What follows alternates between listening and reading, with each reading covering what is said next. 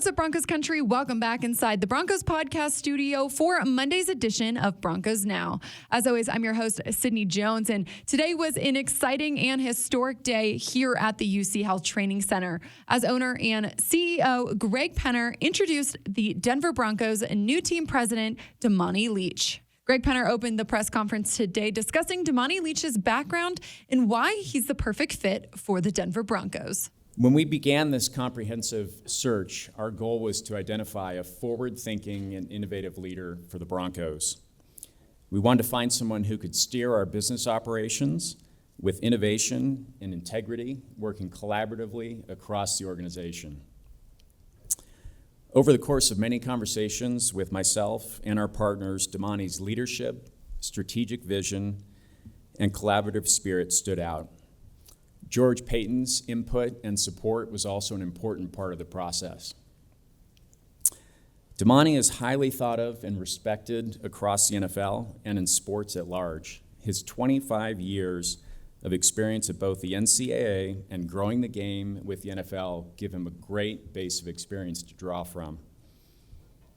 And as a former college player himself, he understands football and he appreciates the value of teamwork.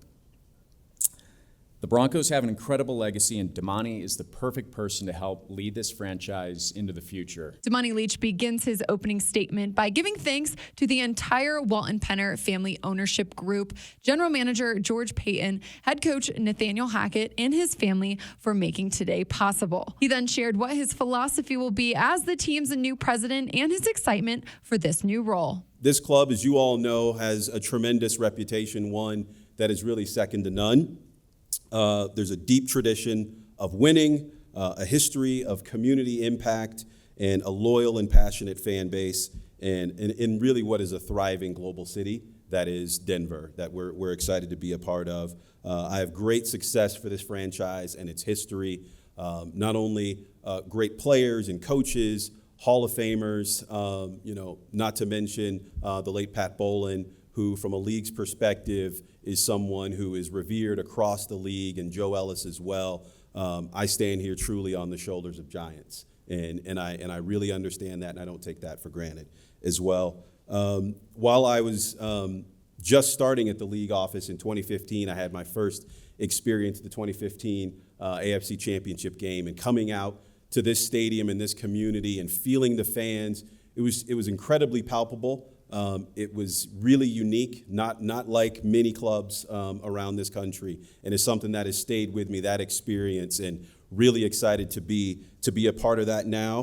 Broncos country is it's really special. I'm going to come to work every day, laser focused on supporting football, connecting, engaging with our fans, with an eye on the future. So that football, fans, and future is what you're going to see from me and what I'm going to embed in our staff and in this culture to really turn the page of this organization into the next chapter of this club. And I can't wait to get to work. We have a tremendous staff here at UC Health Training Center in Power Field at Mile High. I'm going to approach it with a listen and learn approach for them. Really great and talented people, but excited to get to work with Broncos country. Let's ride. Damani Leech emphasized the team's commitment to winning on and off the field and said winning is one of the reasons he was interested in this job. And in other news today, the Broncos announced several transactions ahead of the team's final roster cut deadline tomorrow. General Manager George Paton and company released punter Sam Martin, waived cornerback Bless Austin, running back Jaquan Hardy, inside linebacker Jeremiah Gimmel, offensive lineman Sebastian Gutierrez, and cornerback Donnie Lewis. The Broncos must trim down their roster to 53 players by 2 p.m. Mountain Time tomorrow. Now joining me here in the Broncos podcast studio is Broncos lead writer Aric DiLalla. Aric, appreciate you joining me back here in the podcast studio again. Feels like we're back at home, Sydney. We are back at home. Aric, it was a busy day down here at the team headquarters. Damani Leech was formally introduced as the new team president today. So what were some of your main takeaways from the press conference? Yeah, Sydney, I thought that, one, his vision, his identity, his thoughts of like what this team needs are all very much in line with what owner and CEO Greg Penner wants and has outlined for this team in terms of being collaborative, being innovative, reaching for the future. And while you're upholding these standards, these historic standards for the team, you're also continuing to strive to get better. And so I thought they're very much in line on those topics, which of course makes sense. Obviously, Damani is a sharp guy. I think that his 25 years of combined experience between the NCAA headquarters and working at the NFL league office is going to be really beneficial. We heard that over and over, that he understands, especially from an NFL standpoint, what all 32 teams do well, what they don't do so well, and now he can bring that and implement it from a team standard. And he, again, said the best teams, they have a growth mindset, they have an innovative mindset, they zig when other teams zag. I like that quote. I did too. And so I think you're going to see a guy who comes in, has a really good grasp on what the modern problems and challenges that an NFL organization faces, and then address those accordingly. And so, it's something that we deal with, the digital and social media realm. Right. That's something that I'm not sure all team presidents are concerned with, and it's clearly something that's on Damani Leech's radar. He talked about using analytics to help determine how successful this team is. He talked about season ticket, the waiting list, using that to judge how successful the team is. Right. In the community, on the field, obviously he's not going to be too involved with that aspect of it, going to stay away from making decisions, just going to help George Paton and company kind of have the resources they need. But I just thought overall a bold leader, kind of a new era type of leader that is innovative, has fresh ideas, and I think is the right choice to lead this team forward. Reporters, of course, had already asked him today in the press conference about a new stadium, new uniforms. He said, day one, he has no proclamations to make, obviously, it being his first day. But Aric, I really liked his response to the uniform question. He said, you have to have a balance between history and the tradition of this team, and then you got to mix that in with our engaging fans and their input now. Yeah, and obviously the uniform is something that's at the top of mind for a lot of fans. Yeah. You can't go on Twitter without seeing a mock-up of an alternate uniform or a different helmet. I don't know what the time frame is going to be like for that. It sounds like something that they're going to consider. But again, I think the nice thing is that obviously fans would love an answer right away, but I also don't think you want a leader who rushes to decisions, who makes knee-jerk reactions. And so the fact that Damani and Greg Penner have both said, hey, we're going to consider everything, we're going to take a look at all aspects of the organization, but no split-second decisions, I think is encouraging in terms of their leadership style. Now, will there be a uniform update at some point? Who knows? I would probably lean that it's more likely than not, but right. Who knows to what extent that's going to be? Is it changing the helmet? Is it changing the jersey? Is it just adopting an alternate uniform? We'll have to see. Obviously, they didn't go into any specifics there, but it is a question that is on everyone's mind. It certainly is, yeah.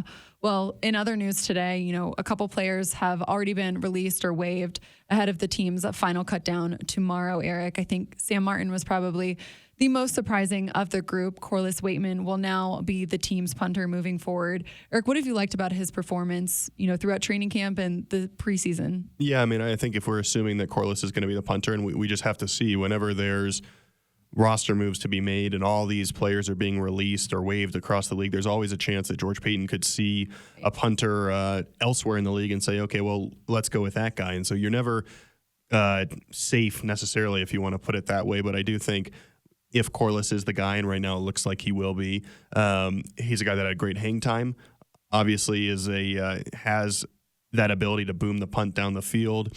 Still need to see him kind of develop that ability to work in tandem with his coverage group, so that we saw him pound a punt earlier in the preseason. They weren't able to down it, and so you want to see those things kind of work in concert. And then the other element is that because he's a lefty, that's just something that a lot of teams and a lot of returners don't see very often, and so the spin of the ball is completely different. You sometimes see returners struggle with that. If it leads to even one muffed catch and the Broncos are able to recover, that's kind of worth the move right there. And so Corliss, a young player, obviously getting his chance now, it looks like, to prove himself, hung in there with Sam Martin all through the offseason and training camp, and now it looks like it's going to be rewarded for that.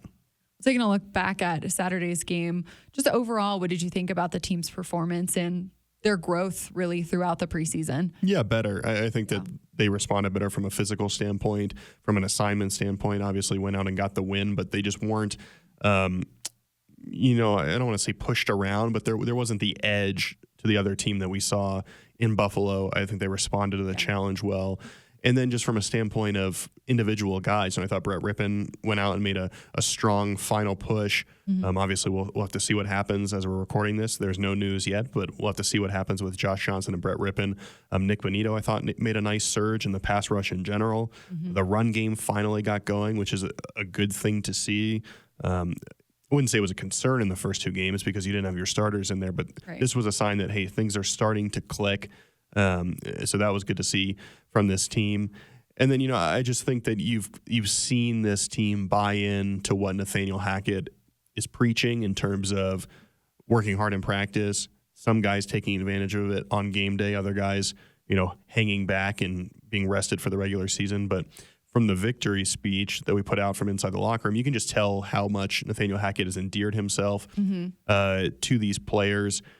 And now it's time for the real thing. And I think based on what we've seen, I'm encouraged. I think the offense is in a better spot than they were at the beginning of training camp.